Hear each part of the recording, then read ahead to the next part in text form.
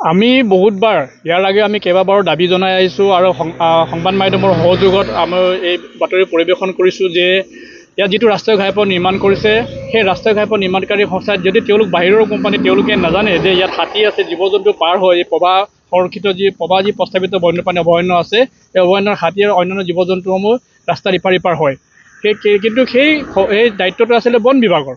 বন বিভাগে তেওঁলোকক নিৰ্মাণকাৰী সংস্থাক জনোৱা নাই, যাৰ ফলত তেওঁলোকে ইয়াত যিটো কৰিডৰ দিব লাগিছিলে, যি এলিফেণ্ট কৰিডৰ হওক বা জীৱ জন্তু অহা যোৱাৰ কাৰণে যি এতিয়া পথ ইয়াত মুকলি কৰিব সেইটো মুকলি নকৰাকৈ তেওঁলোকে বেৰিকেড দিছে, ষ্টীলৰ বেৰিকেড স্থাপন কৰিছে, যাৰ ফলত হাতীৰ যি দণ্ডি আছে তেওঁলোকে সহজে পাৰ হ'ব নোৱাৰে, জীৱ জন্তু অকল পাৰ হ'ব নোৱাৰে। ইয়াত দ্ৰুতবেগে যিহেতু এইটো 4 লেনযুক্ত ঘাইপথ, ইয়াত 120-150ৰ ওপৰত গাড়ীসমূহ চলে আৰু তেওঁলোকে ইয়াত স্পীডৰ মিটাৰো তেওঁলোকে বৰ্ড দিয়া নাই।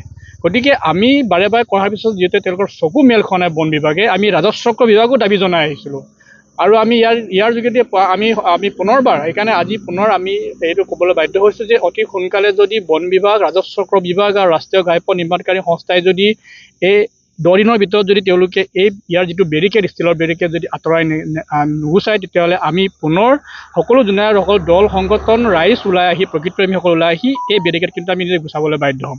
এটি স্পষ্ট কথা, 1 নম্বৰ কথা অতি সোনকালে কৰিব লাগিব। আৰু 2 নম্বৰ কথা হ'ল, ইয়াৰ যিটো বন বিষয়া আছে তেওঁক বাৰে বাৰে এই বিষয়ে আমি লিখিত অভিযোগো দিছোঁ, আমি স্মাৰকপত্ৰ প্ৰদান কৰিছোঁ, ডিচিক দিছোঁ, আমি DFOক দিছোঁ, তথাপি তেওঁলোকে গুৰুত্ব দিয়া নাই। গতিকে তেওঁলোকে এই বিষয়টো আজি আমি পুনৰ সংবাদ মাধ্যমৰ সহায়ত দল সংগঠন ইয়াত আহিছোঁ, চাইছোঁ, পৰ্যবেক্ষণ কৰিছোঁ, দেখিছোঁ বন্যপ্ৰাণী ইয়াত যিসকল হাতী আছে। কেইদিনমান আগতে আমাৰ সংবাদ মাধ্যম ইয়াত দেখিছে যে হাতী ইয়াত পাৰ হ'ব নোৱাৰাৰ কাৰণে ইয়াতে ৰৈ দিছে, যাৰ ফলত গাড়ী অহা যোৱা কৰাৰ মানুহৰ যি অসুবিধা হৈছে। গতিকে এই কামটো অতি সোনকালে তেওঁলোকে কৰক।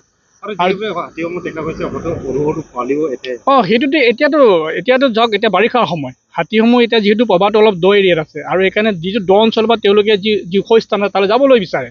আৰু আমাৰ জোনাইৰ যিটো আছে, সেই যিটো জোনাই ভাগত প্ৰবাহটো আছে, তেওঁলোকে সেইটো দ আৰু যি ওখ আছে সেইটো যি ৰাস্তা সিফালে আছে, অৰুণাচলত আছে, তালৈ যাব বিচাৰে তেওঁলোকে। সেইটো পৰম্পৰা, এইটো নীতি নিয়ম, হাতীয়ে দণ্ডি ৰাস্তা জেগাই হয়, এইটো আগৰ পৰা এইটো আমি দেখি আহিছোঁ।